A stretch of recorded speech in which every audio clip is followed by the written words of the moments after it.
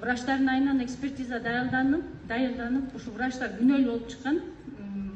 Сот болгон 1 эмес 3 жолу, бирок сотто деген конкретно эчтеке чечилген эмес. Биринчи эле жаңыдан сөз баштаса эле тилердин адвокаттары улам бир шылтоону айтып, сот чоюлуп жатат. Кайра экспертиза даярдансын, врачтар күнөөсү жок депчи. Кайра кеткен апрель айында эмгиче жок экспертизанын чечими чыга элек. Врачтар деген үй камагына чыксын деген, үй камагында сөз эле болбосо жыргап эле жүрүшөт көчөдө.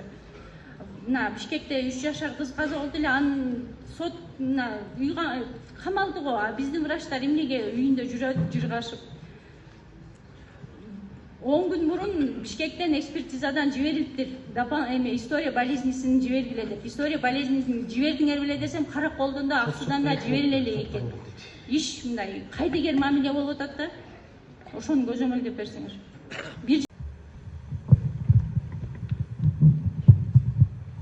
Саламатсыздар, Аксу районунун прокурору Урмашев. Бул иш боюнча Айнур өзүңүз билесиздер. 4 врач жоопкерчиликке тартылган, сотко жиберилген кылмыш иштин алкагында соттук кароодо адвокаттардын, жактоочулардын өтүнүчүнүн негизинде сот тарабынан кошумча соттук комплекске экспертиза дайындалган апрель айында. Азыркы учурда иш ошол экспертизаны карабаганда келген. Экспертизага сот жөнөттүбү? Сот жөнөтүлгөн, ооба. Түшүндүрүп айтсаңыз. Ооба, соттон кеткен. Кылмыш иш сотко кетип, соттон кеткен сот. Анда мындай кылалы, сиздикин жаздык, биздин балдар жазып алды. Саламаттык сактоо министрлиги экспертизаны мындай адилеттүү карашсын, анан тездетсин да. Анан биздин да бул көзөмөлдө болот ол. Кыялданып врач болом деп кыялданып жүрчү. Ушу врачтар кызымдын өмүрүнө балта чаап атат. Мына быйыл 11 классты бүтүп медучилищеге тапшырып окууга өткөн. Буюрса жакшы окуйм, мен врач болом деп жүрчү. Акыркы жолу ооруп атканда кандай болду абалы? Кызым деген аябай кыйналды. Больницада, реанимацияда 36 күн жатты. Аябай кыйналып, болгон орун баары чыгып, даже көзүнүн слоение сетчатки деп, отек головного мозга деген орун баары чыкты. Ушунчалык кыйналды. Башынан эле ушу врачтар капать этип жакшы карап койсо, мындай болмок эмес. Кызым азыр татынакай окуп жүрмөк. Үлгүлөдө канча бала, канчанчы кыз? Экинчи кызым. 4 кызым бар, бул экинчи кыз ошо. Саламатсыңар, урматтуу кыргыз элим.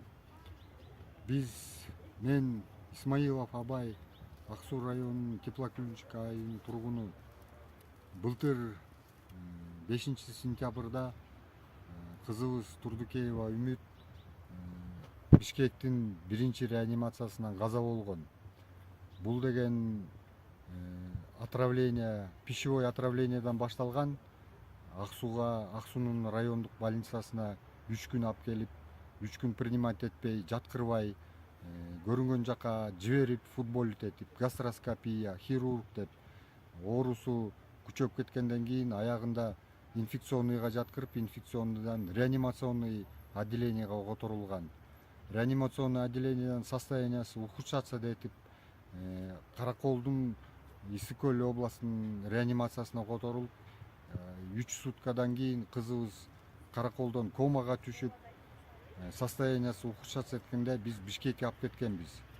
Бишкектин врачтары болгон аракетин кылып, кызыбыз 5 сентябрда каза болуп калган. Бул иш боюнча убагында мен Минздравка, министр, ошол маалдагы былтыркы министр Батырова Гүлнара Мурашевнага кайрылгам, арыз түрү заявление жазгам.